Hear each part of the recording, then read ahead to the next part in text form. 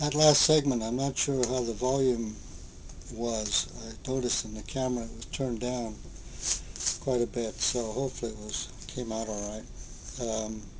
I've turned it up for this one. I'm going to continue where I left off on the previous recording. This is an answer to another question. Tell me about the homes of spirit people. Well, we'd already described one. That is a most difficult thing to do because Earth people expect to find everything so different, while in reality the homes here in spirit are practically the same as on Earth life, except except that there is that in the advanced spheres, no discord, no lack of harmony, nothing but light, beauty, music, laughter, blended with earnest, thoughtful study. I'm describing the home of a spirit who has grown to know and live within the life principle. There are many poor, struggling souls, willfully or ignorantly looking down instead of upward, who are now living in squalid huts with their deeds and thoughts in earth life. And that ties in with my own experience of seeing the lower levels, squalid, slum-like conditions. It sounds incredible. Why would you need slums in the spirit world? But their thoughts had created these surroundings for them. The thoughts and the actions. Again, I can't stress how important it is to not dwell in the negative. Anyway, but it's more clarification of what I was saying earlier, and from an entirely different source. So, very few have beautiful homes ready for them when they enter spirit life, for most people live in such ignorance of natural laws that they find insufficient shelter awaiting them. But the wise ones start to build by perfecting their way of thinking and by undoing wrongs on earth, and also by helping others. No actual physical touch is given these homes, but as the soul grows in beauty of thought and deed, the home grows to perfection. It's fascinating. And you politicians that are not doing the right thing too, you better pay attention, and also the corporate executives that are not doing the right thing, especially these days. You're building a fortune and money here, but it's how long is it going to last? Very short time. But the spirit is eternity. Build your spirit home, not build your spiritual riches. Don't gather the riches here, or if you do, use it for good causes, not for selfish reasons.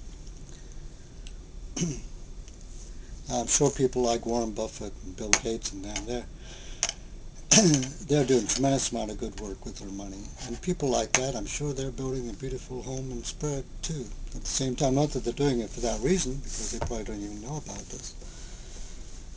But anyway, off my soapbox. Are these homes as real to you as ours are to us? Reply.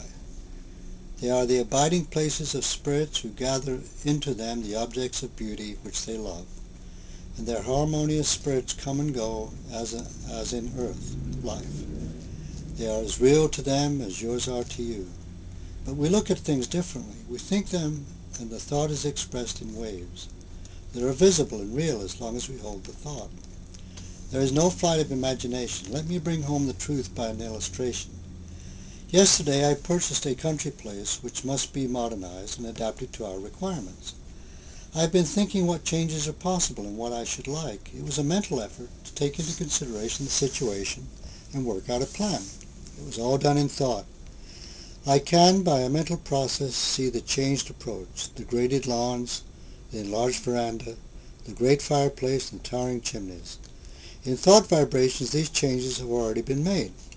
They exist in mind, which is matter, and all that remains is to have the mental plans put upon paper and sent to the builder, who will give them physical expression, by constructing in gross matter what now exists in refined matter.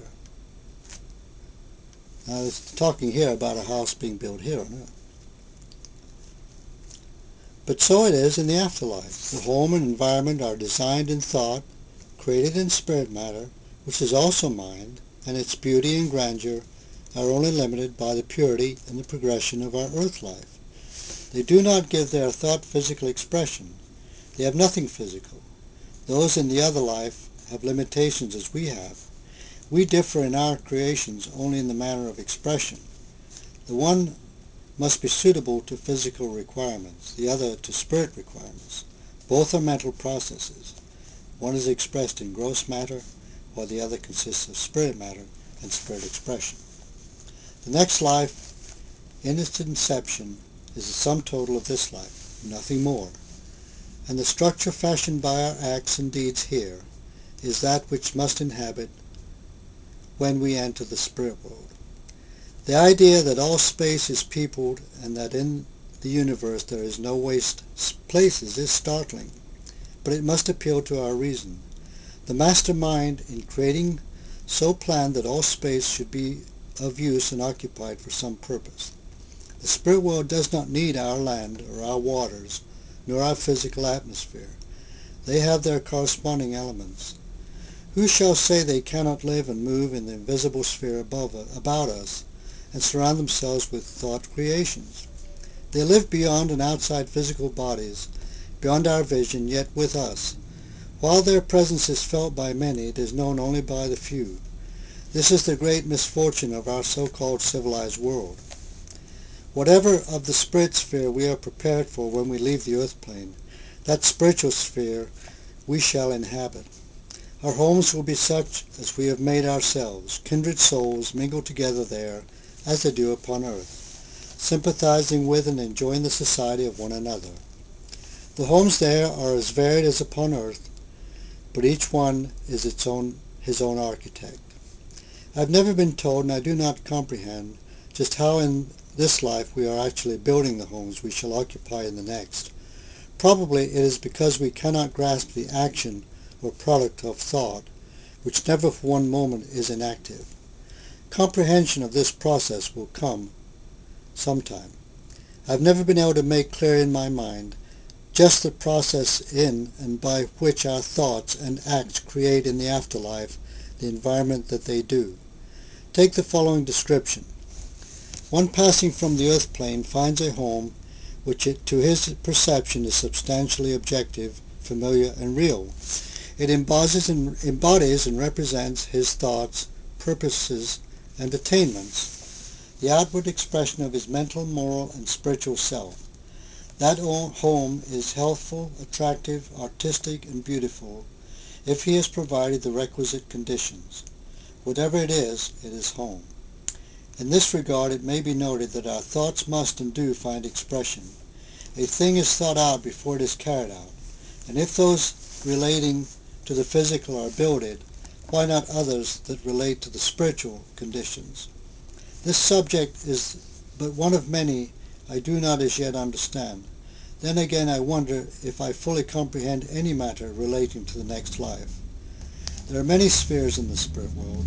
To some the highest spiritual life is full of activity. No such heaven will appeal to the tired earth soul. He will long for some friendly haven of rest, and he will find it.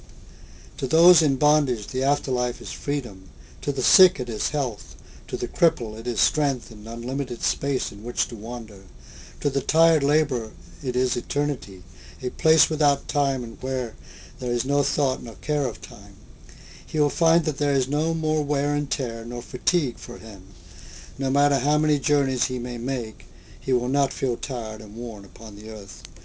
Duties there must be, where many are gathered together, but they are such duties as will be one's greatest happiness to perform. The more noble the soul, the more it feels the encumbrance of the earthly body. It is at times an uneven partnership, that of an immortal spirit and an earthly body.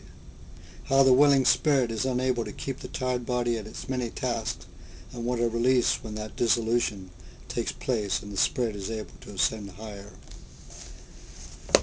I'm not sure of the time, so I'm going to turn it off for